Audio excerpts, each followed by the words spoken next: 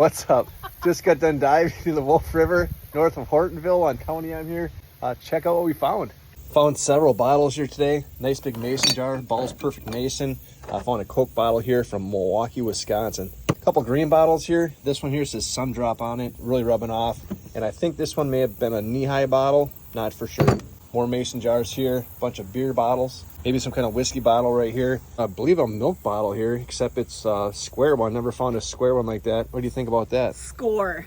Score. For sure. Found an old beer can here. It says Chief Oshkosh Beer. Edelweiss Light Beer. Ham's Beer right here. Blatt's beer can right there. More cans. Bunch of plastic. Got a lure today. Moonshine lure with some lead on it. Bunch of fishing line. Nice anchor that I pulled out. I have no idea what this is, but it's kind of heavy.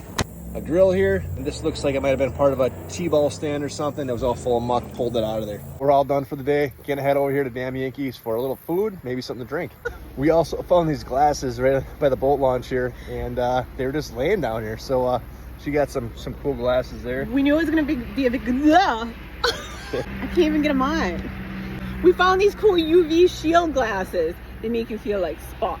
And I feel smarter. You look smarter.